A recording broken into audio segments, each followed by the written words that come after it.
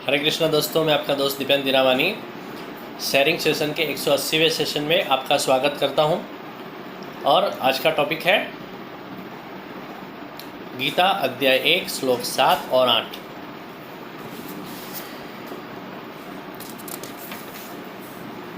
अस्माकं तु विशिष्टाये तान्निबोध द्विजोत्तम मामका नायका मम सैन्यस्य संज्ञार्थ तान् ब्रवीमि ते भवान् भीष्मश्च कर्णश्च कृपश्च समितिञ्जय अश्वत्थामा विकर्णश्च सोमदत्तिस्तथैव च। हे द्विजश्रेष्ठ, दुर्योधन गुरु द्रोण को ये कह रहा है, हे द्विजश्रेष्ठ, अब हमारे सैन्य में जो मुख्य शूरवीर है उसके बारे में आप जान लीजिए और आपकी जान के खातिर मेरी सेना में जो जो सेनापति है उसके बारे में मैं कह रहा हूँ। आप स्वयं पितामह भीष्म तथा कर्ण, संग्राम विजयी कृपाचार्य, वैसे ही अश्वत्थामा, विकर्ण और सोमदत्त का पुत्र भूरिश्रवा। दुर्योधन यहाँ पे जैसे कल हमने देखा पांडवों का सेना के बारे में बात कर रहा था, वैसे ही आज खुद की सेना के बारे में बात कर रहा है और वो गुरु द्रोणाचार्य को बता रहा है। आज वो कौरव सेना के बारे में यानी खुद की सेना के बारे में कुछ लोगों के ही नाम लेता है, सबके नाम नहीं लेता है। इसमें उसका दाम्भिक विनय दिख रहा है।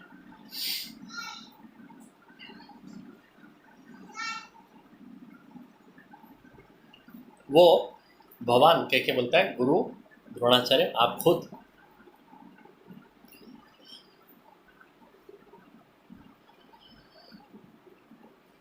अयाचक व्रत से जिंदगी जीने वाले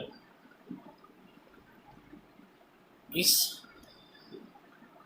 महान आदमी को भी परिस्थितिवशात राज्याश्रय का आश्रय लेना पड़ा।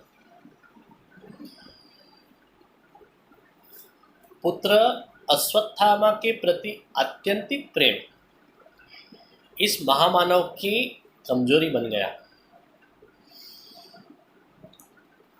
द्रुपद से अपमानित हुए द्रोण को भीष्म ने कौरव पांडवों की शिक्षण के लिए नियुक्त कर दिया। इस हिसाब से द्रोण राज्याश्रित हो गए। द्रोण बड़े संगठनवादी थे, कॉन्स्टिट्यूशनलिस्ट थे। उन्होंने कौरवों को अभय दे बैठे और संस्कृति विरोधी विचार प्रवाह के चरणों में अपनी शक्ति धर दी।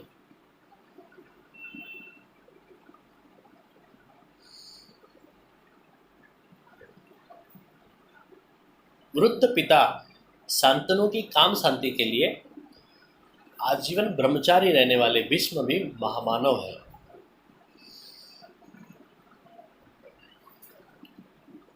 अन्याय का प्रतिकार करने खुद के गुरु परशुराम से लड़ने वाले भीष्म पूरी जिंदगी अन्याय के पक्ष में खड़े हो गए और इसका रहस्य है उनकी भीष्म प्रतिज्ञा में। पहली प्रतिज्ञा है, मैं आजीवन ब्रह्मचारी बन के रहूँगा। दूसरा, राजगद्दी पे कभी नहीं बैठूंगा। और तीसरा, राजगद्दी की जिंदगी भर रक्षा करूँगा।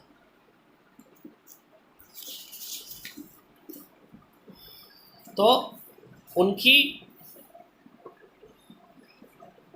जो शब्द के प्रति जो पक्के थे, कॉन्स्टिट्यूशनलिस्ट थे, वो भी संगठनवादी थे, तो जिसके कारण जिंदगी भर वो राजगद्दी की रक्षा करते रहे।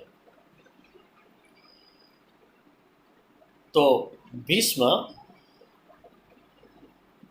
दृढ़ प्रतिज्ञा, नरवीर, क्षत्रिय परंपरा के मुकुटमणि तथा मृत्युंजय महामानव थे।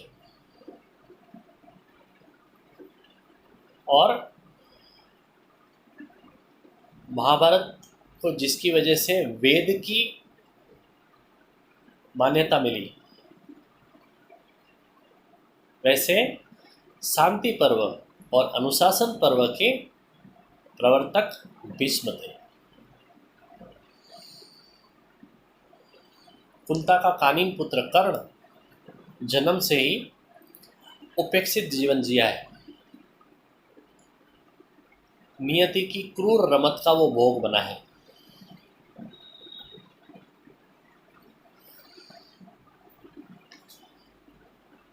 उसने अपनी शक्ति गलत हाथों में सौंप दी, नहीं तो भारत में महाभारत नहीं होता था। दुसंग के परिणाम का मूर्तिमंत प्रतीक बोले तो कर्ण।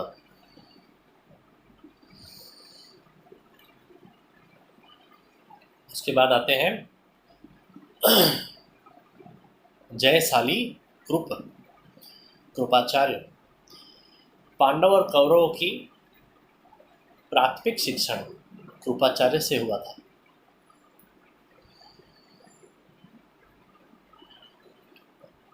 ब्रह्मास्त्र को धारण करने वाला अश्वत्थामा धन, कीर्ति और भोग को पकड़ने वाला ब्राह्मण दिख रहा है। दुर्योधन का भाई विकर्ण सज्जन था, सात्विक था और द्रौपदी की बेइज्जती का विरोध इसने किया है। भूरिश्रवा, सोमदत्ती बोले तो भूरिश्रवा वयोवृद्ध होने के कारण धृतराष्ट्र भी रोज उसे नमस्कार करता था। तो यहाँ पे दुर्योधन ने चुन चुन के अपने पक्ष के योद्धाओं का नाम लिया है। उसमें अपना भाई दुशासन और जयद्रथ का नाम नहीं लेता है, उसमें भी उसकी लुच्चाई दिख रही है। यहाँ पे हमारा श्लोक गीता अध्याय 1 का श्लोक 7वां और 8वां समाप्त होता है। कल हम बात करेंगे श्लोक 9 और 10 के बारे में। तो पारायण करके रखते हैं आज। अन्ये च बहवः सूरा मदर्थे त्यक्त जीविता नाना शस्त्र प्रहरणाः सर्वे युद्ध विशारदाः अपर्याप्तं तदस्माकं बलं भीष्माभिरक्षितं पर्याप्तं त्विदमेतेषां बलं भीमाभिरक्षितं वसुदेवसुतं देवं कंसचाणूरमर्दनं देवकी परमानंदं कृष्णं वंदे जगद्गुरुं गुरु ब्रह्मा गुरुर्विष्णु गुरुर्देवो महेश्वर गुरुर्साक्षात् परब्रह्म तस्मै श्री गुरुवे नमः। हरे कृष्ण।